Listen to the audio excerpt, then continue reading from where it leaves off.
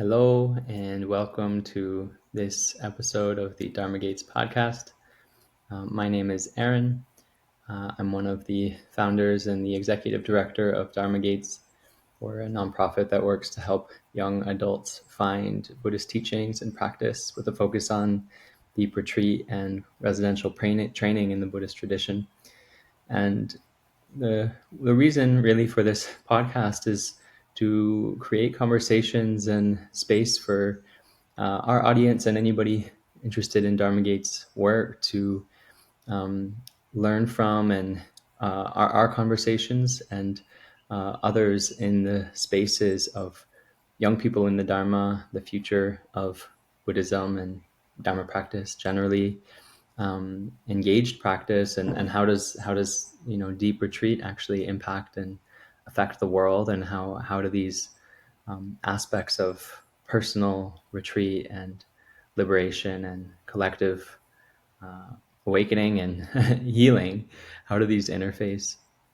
And then also, touch points for people to encounter different teachers, different perspectives, and different lineages where they might engage more deeply if they're called. So those are some of the broader themes of the interviews. And uh, today, I'm really excited to have Kerstin Deibart, who is I was connected to just recently, and we're actually really excited to be exploring a retreat together next year.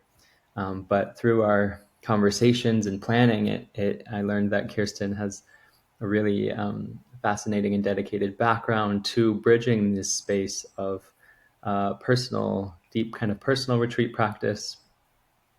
Sounds like mostly in the Theravada tradition, and very direct, engaged service work and working in nonprofit and kind of social impact and social justice spaces. And this kind of bridging is something that I'm really interested in. And also, we've had some very interesting conversations about, what does it mean to have a social movement, or maybe principles of a social movement informed by Buddhist values and ideas. So I wanted to have this conversation to explore this a little bit more and share it out. So I'll start just by reading Kerstin's formal bio, and then we'll go into questions and conversation. But firstly, thank you so much for joining. It's really, really wonderful to have you here. Hi, Erin. Yeah, thank you for having me here. So just for the formality, so Kerstin Deibart, she/her has been practicing with the Insight meditation tradition since 2002, sitting intensive retreats in the US, the UK, Germany, Finland, and Burma or Myanmar. She's native to Germany and has been teaching retreats since 2021 in Germany, Finland, and in the US. Her teaching is interwoven with a life dedicated to political engagement, and she's supported NGOs and activist groups around the world as a social justice advocate, conflict mediator, peace activist, and trainer for nonviolence for most of her adult life. In Germany, she has designed and carried out peace promotion campaigns for national charity organizations and has promoted children's rights to education and health in Zimbabwe, Kenya, Nepal, and India through project work with local NGOs and with Save the Children International. Kerstin has facilitated trainings for nonviolent approaches to social change for groups such as Greenpeace, and has trained numerous activist groups in conflict transformation, including youth leaders from Pakistan and India, Georgia, and Turkey. In more recent years, she's also started exploring nature-based practices and retreats in the wild, which maybe if we have time, we can touch on that too. Yes, I'd love to hear how that bridges with everything else. But so thanks again. And so the first real topic, first question we wanted to explore was, based on your experience and life's work of going both deep into the Dharma practice and the practice of personal meditation and silent retreat, and also this kind of more public expression of trying to do good, to affect the world in a positive way. I'm really curious, like what reflections are you sitting with now in terms of both this time historically and what's needed, and also in a more general way of what what do you think is uh, skillful, maybe for an individual, and also for if there's anything that can be said about the general question of, how do we respond? How are you responding? And how would you advise anybody who's considering this question for themselves of like, what do I do in weighing my own practice and weighing opportunities to be helpful and engage more directly in some kind of action? And yeah, how do you weigh these things together, and what comes up? Yeah, thank you, Aaron. Starting with maybe one of the most difficult questions that we can hold in this human life. Um, and especially at this time in our human history, mm, how to hold this human life, how to live into this human life fully when we know that every living system that we know of is in the process of decline. It's very new to us as a species. We don't really have experience with a situation like that. How to hold that in the human psyche is such a challenge. And the tendency, I think, of the human mind is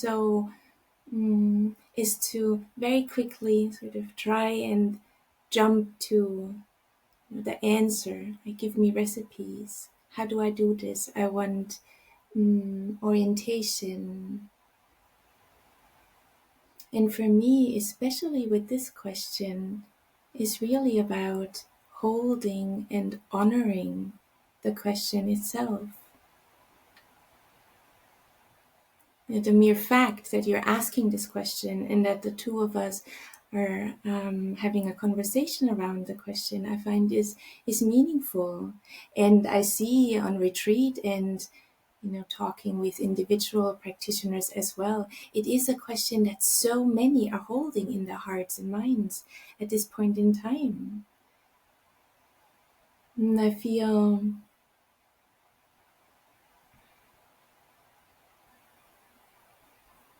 it is really very much connected with this inquiry around what meaning we give to these times that we are in. It is so easy to, especially in the Dharma scene or amongst activists, to focus in on all the things that are going wrong, and a downward spiral can really come from that. So how we frame these times, how we hold these times, what meaning we give to these times is really part of holding that question in our hearts. And to me, one of the framings that has been really useful is to say, oh, we're actually being taught as a species that the way we're understanding this human life, that there's a fundamental misunderstanding here. The earth is really communicating to us in so many ways that it's time to review every single part of this human life that we have built on this precious planet. So these are a few thoughts, and there's so much more to explore. But I'm wondering, what's landing with you to deepen into that inquiry together.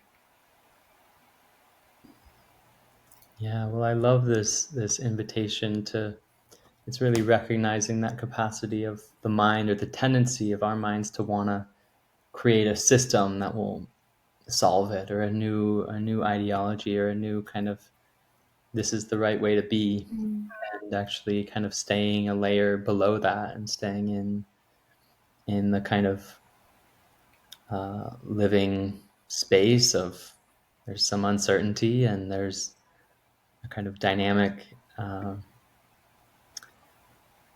place before we put too much concept on mm, on it. And Just kind of reckoning with the weight of both sides, of both the gravity of what's happening in the world, and also, to me, the other piece that feels maybe really important is reckoning with the power of some of the tools and the beneficial things that are also happening, and the Dharma being all over the world now, and there being as many living teachers as there are, and kind of allowing everything, the full set of information, to really be there.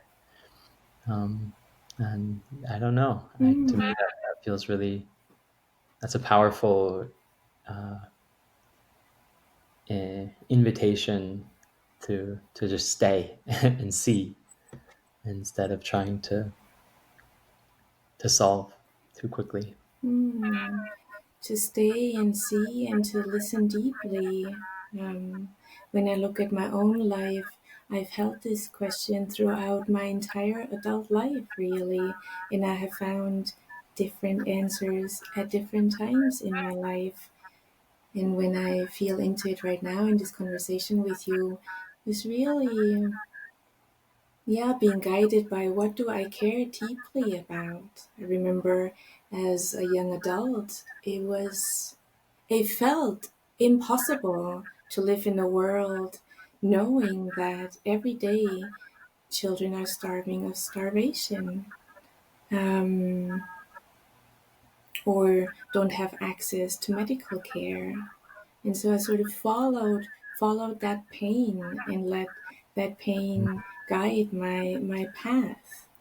So I was engaged in that kind of work, and then slowly waking up to, sort of some of the larger movements that shape this planet, like armed conflict and just a tremendous destruction that comes from that, and then wanting to engage more on the political realm.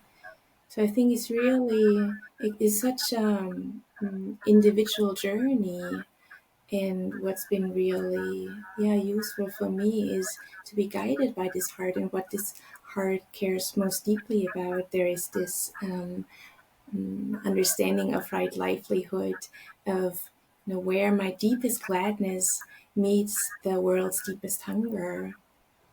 Can we sort of meet that? And by meeting or bringing those two together, where my heart is enlivened because I care so deeply and I can give back, and at the same time, this is something that the world is having a hunger for. And of course, when we move into these realms, we need to take great care, because that sort of that engagement, it pierces our hearts deeply. Um, And I think that's where, for me, Dharma practice and the teachings of the Buddha come in to guide this sort of dance between, on the one hand, allowing our hearts to be open and be pierced by the sorrows of this world, but then balancing that with wisdom, so we don't fall into deep despair or hopelessness, and feel completely overwhelmed. And that's a learning journey. Yeah. Hmm. What I'm sitting with, what I think feels powerful point of reflection to me, is actually, thinking about it in an abstract way of like, what should someone do, is it's never actually the situation. It's always a direct embodied, like, life. Mm. And every life, like, I think of, in my own life, the situations where I've been maybe most helpful in the world, it hasn't even necessarily been an extremely conscious volition. It's just that there's a situation and it makes sense to respond, because you're kind of called into response by being there, and you do it. And it sort of can sometimes be this almost natural flowing out of one's practice. That's not like, it's not like you're getting a concept and like, this is how I'm going to be the most helpful, and then you go do it. You just are in the situation where that action can arise out of like Mm. being open and receptive, and there's not this, strong differentiation actually between practice and service in that in the direct experience. Mm. And so it's sort of that, I think, what you're pointing to, of like, if we stay in that space long enough of just that information, then the heart kind of starts to move towards things. Like there's a natural process, and maybe that's a, I don't know, I'll just leave it there. Mm. I really enjoy your reflections. What comes to mind to me listening to you is how I was introduced to the Brahma Viharas, and how I at times now teach it as, these four heart qualities of warm friendliness, metta, compassion, karuna, mudita, sympathetic joy, and equanimity, upekkha. Really, these heart qualities that support mm, the deepening of practice and the steadiness of mindfulness. And at the same time, and this is what I'm hearing in your words as well, are natural byproduct of this path, where the heart just more and more learns to respond skillfully to what it is meeting. And when we speak about this, I find it so important to say that, that might not always be engaging in the world. A few Mm. months ago, I taught an eco Dharma retreat, and a lot was said in the hall around how to be engaged in times of climate change, and how the outer journey and the inner journey can really come together in this liberating kind of way. And I remember having an individual conversation with one of the practitioners, and they were sharing with me, Kerstin, you teachers talk so much about engagement in the world. For me, right now, what feels most important is to stay sober. Mm. And there's this courageous practitioner, who is sitting a retreat for the first time, and is working through inner sorrow and all of the harmful conditioning. And so to me, it's like, oh, this is what is needing attention and care right now. Um, we can be so hard on ourselves when when the comparing mind comes in, and all these idealized images of, of the activist that's saving the world. Mm. I think there's Yeah. a misperception here. Well, it also reminds me of something we touched on um, in our previous conversation, about how it's actually a tremendous service just taking certain suffering out of the world by resolving it in ourselves. Mm, Because what we don't clean up in ourselves, we're carrying, and that affects our relationships. And so there's sort of, I think, anybody who's gone deep enough into the practice, really, there's this humility of just how much we're holding, um, and how deep it goes. And so, yeah, it makes me think of maybe that's kind of pointing to the side of the value of retreat and personal practice. Is there's so much healing that's possible, both for yourself but also downstream for others, just through cleaning up one's own mind, like enormous amount. absolutely. What comes to mind is this teaching about reactivity, that all reactivity comes from places within that are painful and that we don't see clearly enough. And most of the time, because of our conditioning, reactivity creates some kind of harm to ourselves and to others. And so, what a service to yeah, to mm, practice and get to know all the places that need attending, and seeing more clearly everything that gets in the way of compassionate, loving, wise action. Mm. And there's so many teachings that I find are so can be so supportive and can bring such basis really for strength and empowerment and resourcing ourselves. Interconnectedness, for example, the fact that we're all that life really is this flow of relationship, that we lean on each other, that we affect each other, that can be so nourishing once we understand ourselves as part of a bigger picture of actually belonging to this earth.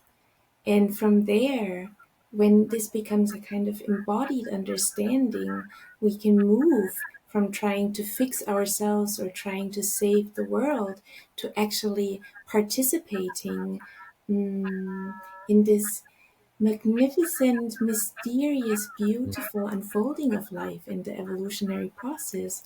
Makes all the difference. Do we see ourselves as belonging to life and participants in the unfolding? Because as long as we try and fix the world and make it conform to our ideas of how it should be, which will fail anyways, but as long as we're doing that, we're actually still living within that illusion of separation. I still refer to the world as an object that can Mhm. be Yeah. mm, influenced or molded. And that's where so Mm. much, that conditioning, there's so much harm there, and so much harm flows out of that. Yeah. Mm. Oh yeah, that gets so interesting. It's such a deep place because, ultimately the Buddha's primary observation was clinging clinging is the cause of suffering, and that Mm, includes to clinging to our view of what the world should be, and kind of our projection of what our we want a more beautiful, cleaned up, and healthy world, or where humanity is at some kind of harmony with the natural world, but there's also an element of our projection onto that no matter what. And so how do you be committed how to be committed to supporting that to emerge, and also recognizing the yeah, that we're not making life also into an object, and we're not trying to manipulate the outside world to be the thing that we want it to be, and recognizing both of those as is true. yeah, because the other part of that is that if I, see interconnectedness mm, more deeply and understand myself and my actions as part of the bigger whole, then also I no longer need to believe in the sort of irrelevance or insignificance of my life. Then yes, I see that everything is embedded within, this very complex field of causes and conditions. But it also means that every action I take, really every word I speak, also impacts on the whole and creates new conditions, and that can bring spiritual urgency, Mm. but also empowerment and inspiration. And another reflection that is coming to mind, um, piggybacking on what you just said, Aaron, is this really this filter to see what's happening in the world through the teachings of the Buddha and really see the structural and institutional manifestations of greed, hatred, and delusion at Mm, work. And to me, that is also, I mean, it's a sobering perspective, and it takes the personal out of it, because we then zoom into the root causes within the human mind, and that is so much part of also this approach to nonviolence, taking the personal out and really looking at the harm that is being done within the systems and structures and how they come to be. And to me, this is one of the most mm, meaningful and inspiring aspects of engaging in practice, that I get to work on greed, hatred, and mm, delusion in this one mind. That there's actually practices that support me in weakening those and strengthening more wholesome states. To me, that really sort of practice orientated, concrete, down to earth approach in Buddhist practice is so powerful and really holds my life together. Yeah. mm. Mm. It's feeling like we almost answered this question of like, how is deep practice a support Mm.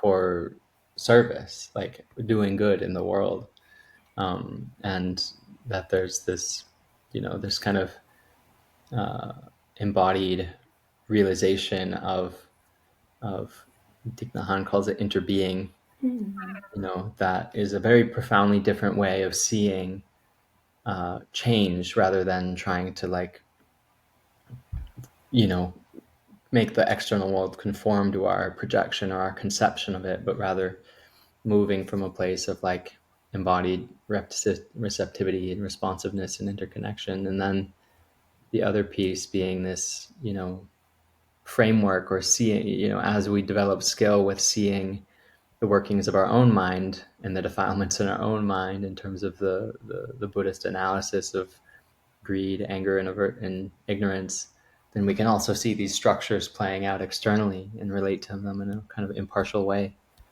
Um, I'm kind of trying to weave together, it seems like, two of the threads, which it really to me feels like why how does the contemplative practice piece actually affect and inform and empower um, the ability to do good in the world. And uh, yeah, those are powerful answers to that, I think. Mm.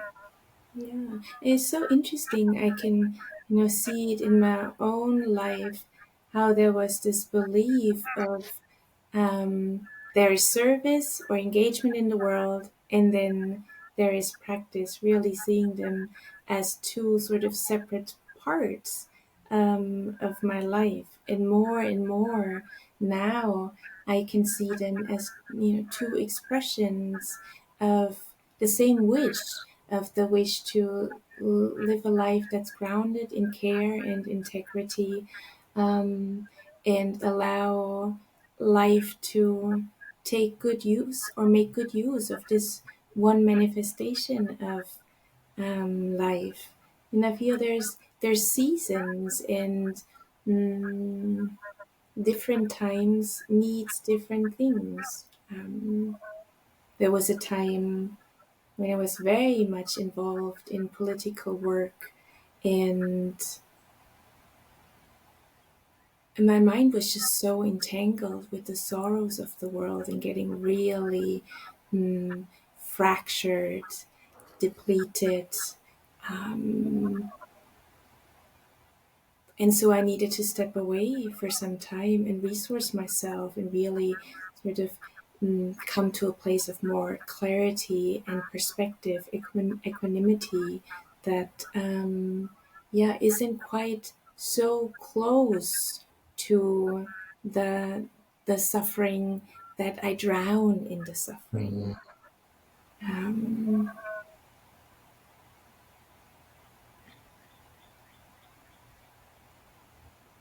I'm curious about maybe double clicking on that experience a little bit, because I think that I'm imagining is where a fair number of people who might be listening to this, or very, very common experience in people who are trying to do good, is finding just the kind of burnout, or like emotional burnout, or the that there's something missing or not working, or in the way they're holding or approaching what's ultimately good work.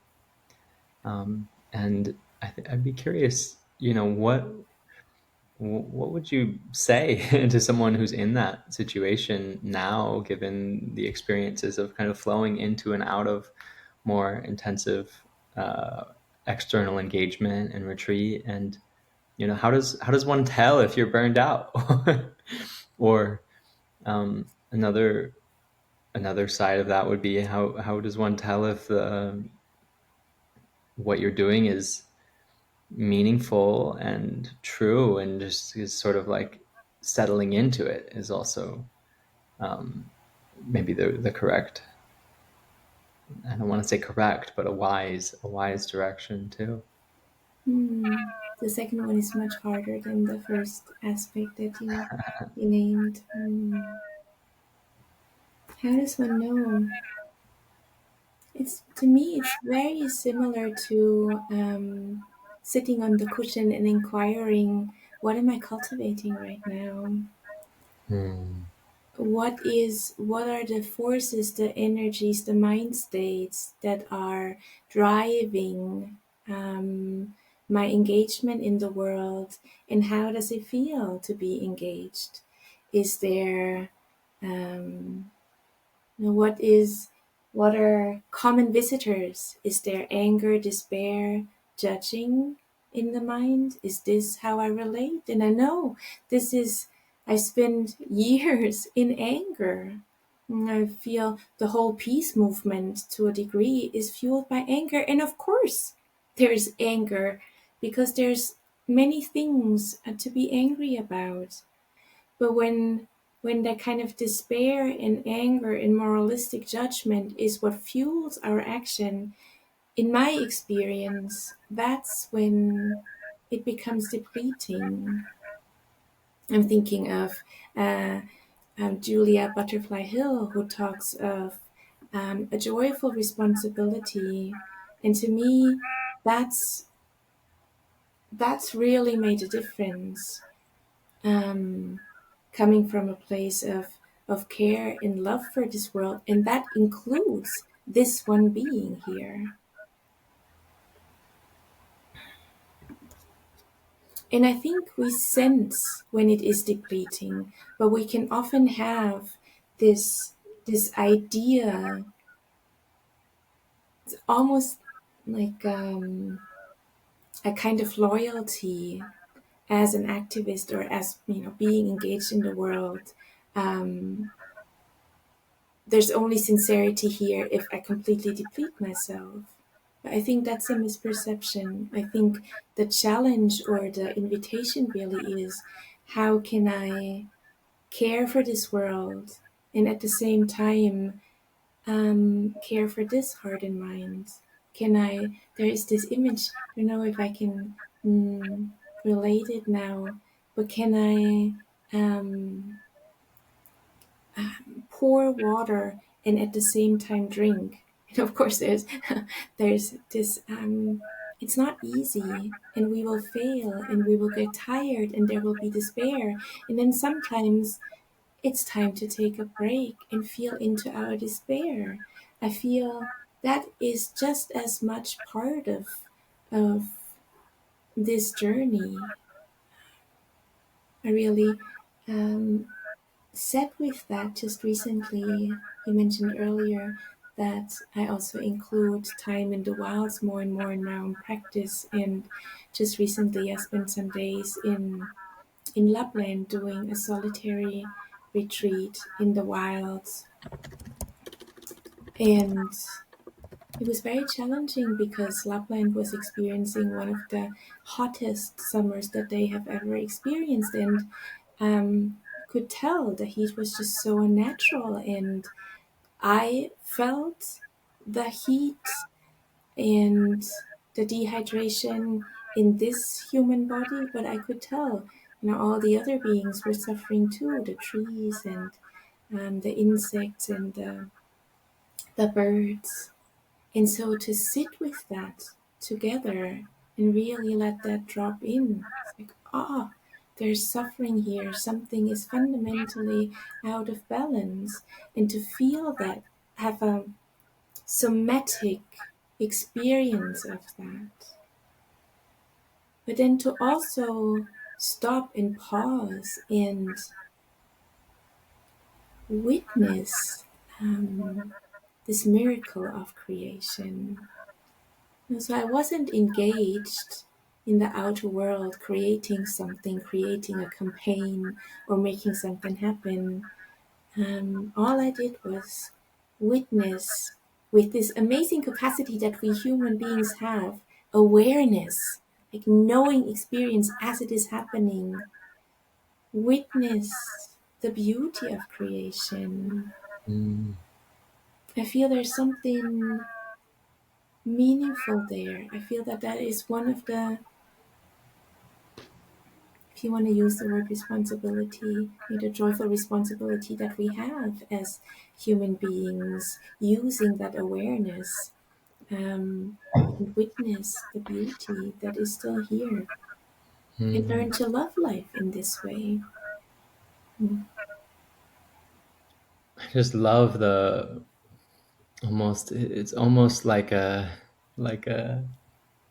method or something of activism that you described, of go and you're being engaged until you're holding the effects of the work in your body, which is going to be feelings of whatever, you, in your case, you said despair, but then it's like almost part two of the process is going to sit and feel, like, go feel the despair and go be with the residue of the work. Mm. And almost like they're both completely essential parts of the work. And I just love that image of your it's almost like you have to metabolize, you have to digest and assimilate and reestablish kind of this basic Mm. safety and love for the world and life, and then you can re-engage with coming from there. Mm. I love how you put that. Yeah, because it really is when, well, at least that's my experience, when we come from a place of love and care, then what we do is nourishing to ourselves as well. Yeah. Mm-hmm.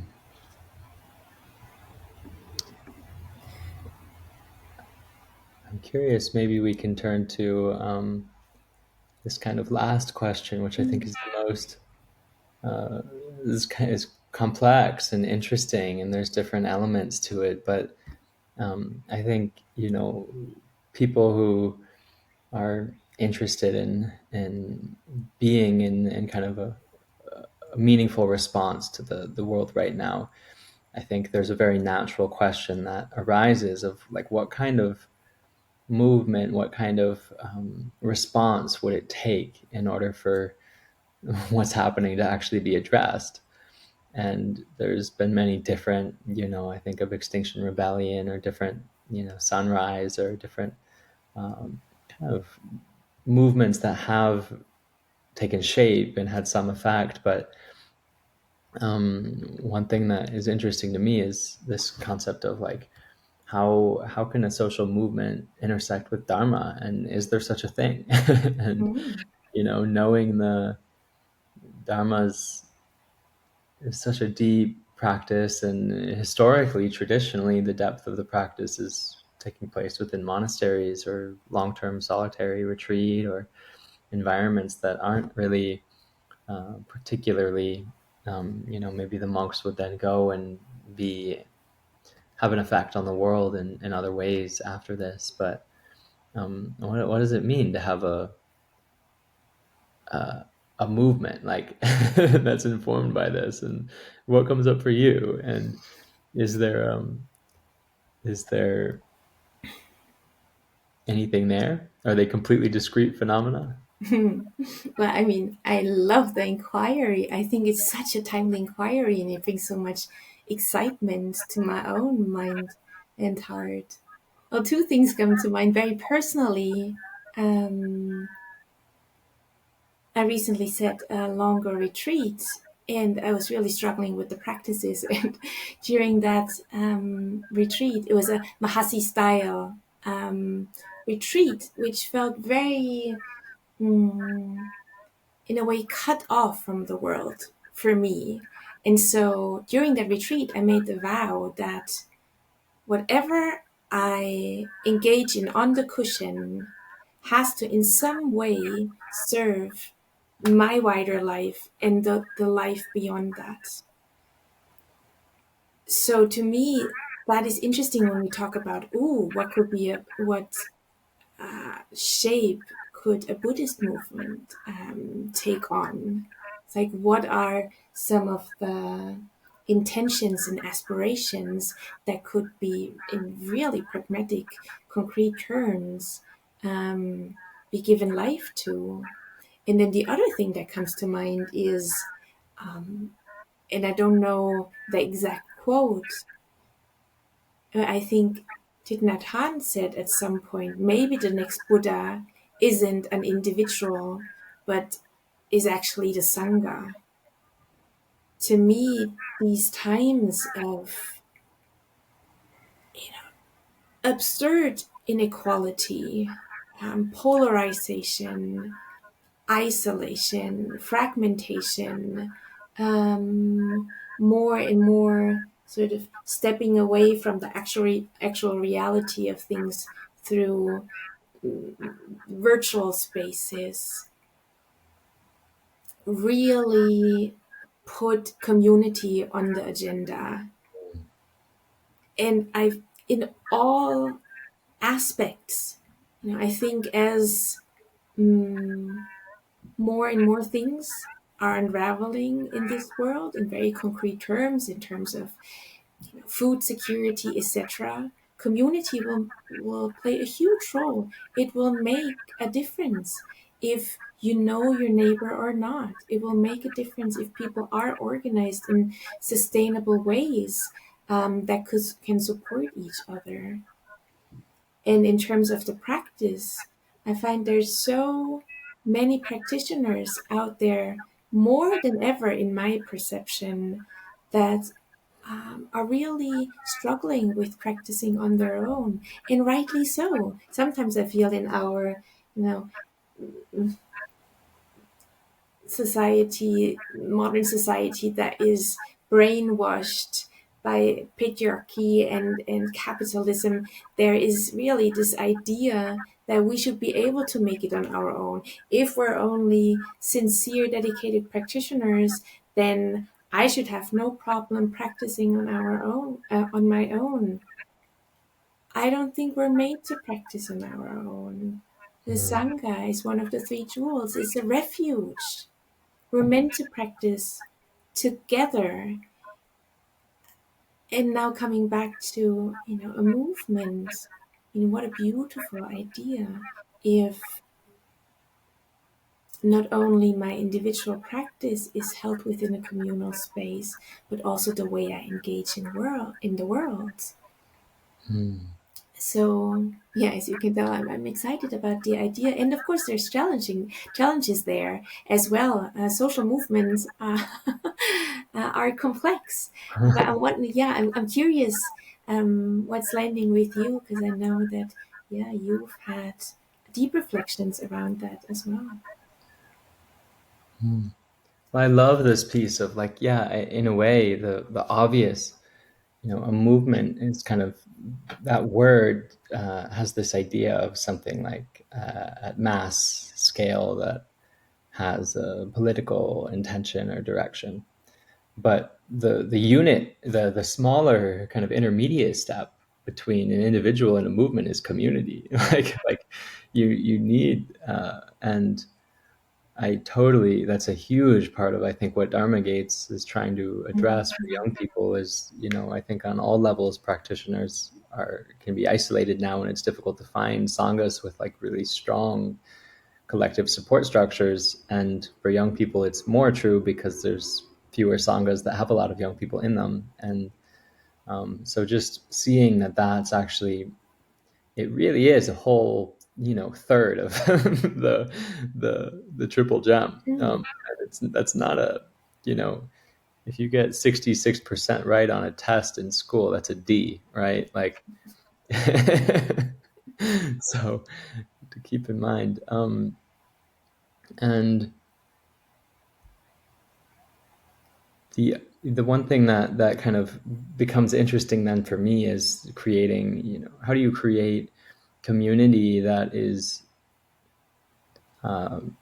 not just like, in some ways I think there's ways of reflecting on what community is and the ways that we're used to being in community that are, creating uh, more liberative potential, more liberative qualities than what we might have inherited in ways that we used to being together. And I think of like relational practices that we've been exploring a lot of with Dharma Gates from the beginning, and it's so powerful. Like what ways we can kind of bring a kind of intentionality and willingness to explore and innovate on what does it actually mean to be in community in ways that are moving, maybe creating something more healthy than we would just by default. Because I think part of what's going on is that we've lost, or at least don't have, certain kinds of ability to be together in healthy community. That Yes. it's not like you just put the people in the room and they do it by default. We don't know how. I think of the young people that have come through, missed a bunch of school from COVID or things like this, and you have to relearn how to be, um, relearn or learn how to Mm. be in relationship to other people and in healthy and strong ways that actually create something that could be called community. So maybe there's also some kind of more intentional practice and direction that's required in that direction, rather than just kind of assuming it will happen because sangha members are sharing space sometime. Like, that seems to be, I think, the where people can feel a little let down sometimes, is there is like a weekly sit happening, but there's no sangha happening anyway. you know so that comes Mm. to mind.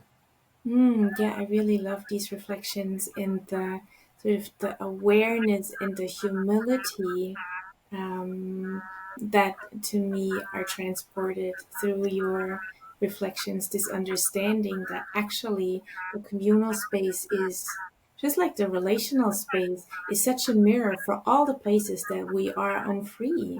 And Mm, again, to me, the Dharma offers such essential practices and contemplations around that, because all the all the conditioning that stays in the subconscious will reproduce mm, systems of harm.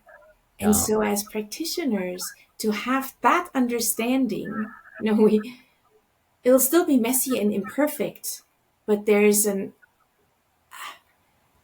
I think an understanding around what it really takes to not reproduce a system, but to create something that's healthier and more skillful.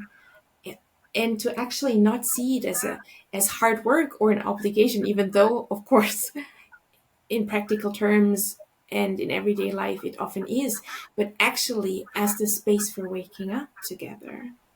Like, just like in intimate relationship, if we see that mm, those that we are close with mirror that back, mirror all the places of contraction and lack of understanding or lack of compassion back to us, then that can be such a powerful motor for freeing ourselves from Mm, those harmful dynamics. And one more aspect is coming to mind, and I see that more and more, sort of a real sensitivity around participation and power and ownership. In a world where we're collectively really experiencing the abuse of power on so many levels, and are seeing the harm and the destruction that that creates on this planet, more and more people are really asking the question, how do we hold power in more skillful ways in collective systems? Is there a way to be in my own power that doesn't mean coercion? I think that is such a significant inquiry and practice. And the teachings of the Buddha have so much to offer there, the gift of fearlessness and all that, anatta, emptiness, etc. So yeah, I feel there's a lot of potential there in bringing those together. Yeah. I think one thing that comes to mind in the context of Dharma spaces is, you know, I think it's kind of clear at this point from the history of, scandals in Western Buddhism and what have you, that just having some degree of, or a high degree even, of samadhi or even realization doesn't automatically resolve all of the relational stuff. and and that these kind of things, like you were mentioning, these sort of unacknowledged things that we're carrying in the relational field, um, can, if there isn't some kind of attention brought to it, they can be there, even if there's, it's a otherwise in many ways a very deep practicing community. There can be, I think it's a little bit bold, but I feel pretty confident that this is true, that there can be major blind spots in in sanghas and in communities that largely are existing within the relational space. There, even if there's very, very deep retreat happening, it's still. Mm. Maybe I think that feels like an important piece of, like, if we're gonna think of the question of how do you create approaching kind of collective liberation, or the idea of a movement, is that you have to be also creating healthy relational culture at scale. And so you have to be willing to be with that complexity of, like, there is samadhi and there is realization, and some, you can still have a shadow, and yeah. Mm. I almost would say, you're just speaking about healthy relationships, that needs to be at the very center of a Mm, community and a movement like that. Because I've seen both. I've seen practice communities, where the sort of the personal liberation is more in the forefront, and then things don't work. And I've seen in activist groups where the sort of the political, or the political values and the ethics that the group is striving towards take up center space, and then everything becomes very conceptual and very sort of head driven, and sort of the narrative part of the mind takes over. And mm, a group might be fighting for peace on the outside and have very high ethical standards around that, but then not really put peace in the actual relationships within the group center mm, stage. So there's a lot of things to sort of navigate and juggle, and that actually connects with the first part of our conversation. What if meditation itself is also a practice of being in loving and healthy and skillful relationship So we have a lot of relationships going on there with all these different parts within. And so again, this theme of interbeing and interconnectedness, if that is a filter, if that is an inquiry, how can I relate internally and externally, from the space of clarity and compassion or heartfulness? What's the impact internally, externally, and have that be a guiding, engaged inquiry throughout? Then that, I think, can already make a difference if there's a willingness. And of course, things are not that simple. Yeah.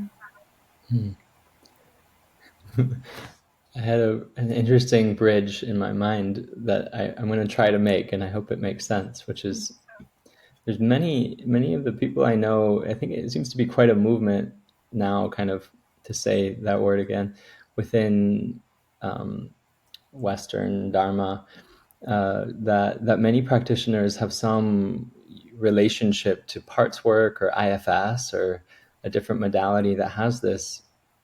And I've experienced in my own practice, and I know many other kind of, I think of them as serious practitioners, um, at some point or for extended periods of time will, like, the meditations starts to be just listening to all these parts and learning how to love and be with, and seeing the different parts of ourselves. And it's a very different, it's a very, I think from the early kind of, at least my practice started as this kind of like macho disciplined, like I'm gonna, like, be with the breath and ignore everything else, and it did something me for some time, and then you run into the hard limit with that approach, and I think that's relatively common for people to do.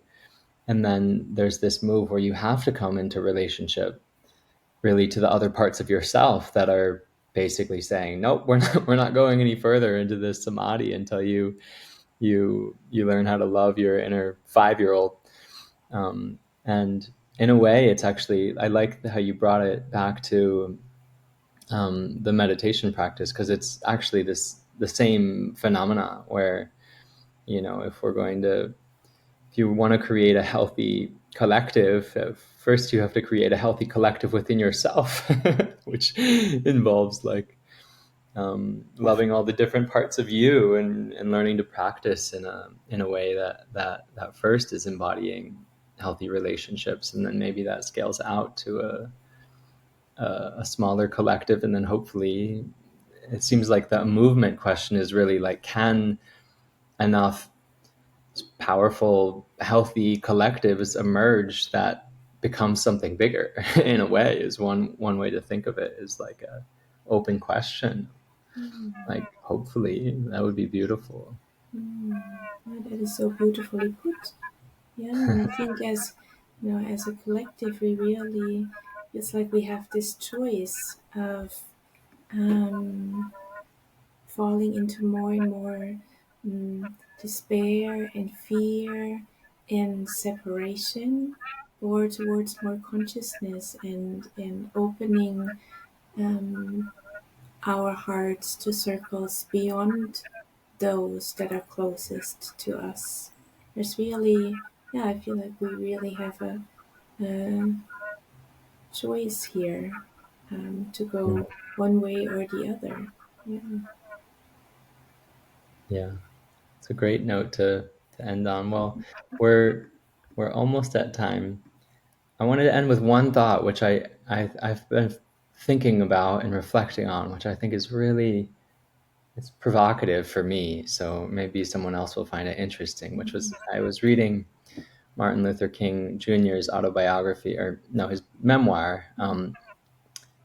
No, it was a biography of him. It wasn't either of those things, but it was written by someone else, and it was relatively recent. And one of the things I didn't quite understand when I learned about him in school was exactly the kind of the way his religious beliefs were the foundation of his social philosophy, and the way that he, you know, was able to um, convey the importance of what he believed and the righteousness and kind of like moral strength of his position. Was he said that his that God didn't want racism, basically, that it was against God, what was happening. And for so many people that hit them, that just made sense. That was a way of describing what was happening that was so obvious and like they could find their way into it, that his message was really powerful. And it's kind of interesting to think about that in like Buddhism doesn't really have God or use that word, and yet there's something that it's pointing to, which I think is really beautiful, of like in a way, like how we're treating nature right now is, it's like, and maybe I'm curious about this like, is there a languaging, is there a way of inviting people into what's happening in a way that's that like elegantly said in a way? And I don't know, but it's been an interesting point of reflection for me, feeling into like that articulation. Hmm. I love that you bring that in to wrap up our conversation, because to me that is really, yeah, that's the deepest place we can go, at least in my opinion. And mm, I don't have mm, poetic language for that. And to me, what we spoke about earlier, this complete misunderstanding of what it means to be human, to me, that is related to um, the ignorance that is not Mm. seeing the sacredness of all life. And that includes the human life and all the manifestations on this planet. And I remember hearing that and sort of thinking, some years ago, yeah, well, that's a nice idea. And to me, that's where the practice comes in, because until it becomes a felt sense, something that we truly feel within, it holds little meaning and little power to shape the way we are in the world. And this might not be, yeah, this is not, you said earlier, there's no God in Buddhism, and it's rarely spoken of in Dharma halls around the sacredness of life. And to me, that is the invitation that we have as human beings to discover that for ourselves. And there's unique ways for each one of us to do so. And when we do, then there's a natural movement to want to care and contribute to the flourishing of life. And then we naturally see ways of doing that. And that can bring such deep fulfillment when, yeah, the preciousness of life on this one planet is recognized in a deeper kind of way. It's a beautiful place to end. So thank you again, Kirsten, for joining me. This was a really lovely conversation. Thank you, Erin, for having me and for creating this space here for practitioners and Dharma Gates and all the amazing work that you're all doing. One thing, well, thank you. Yeah, it's my pleasure. And one thing that might be nice is if people were interested in finding out about your work, ongoing teaching, or learning from you in some way. How can they find you? That's a good question. Gosh, I feel like I'm I'm so behind on this whole technological movement. I don't even have a website, so You're on unfortunately, the spot. I feel like well, if my partner and I get to offer a retreat through Dharma Gates, then you'll find us there, I suppose. You can reach out to us and we can share your email. Thanks for Great. asking, though. Yeah, it's great to be offline as much as possible. All right. Well, thank you so much. We'll go Thank ahead you. and Bye to everyone.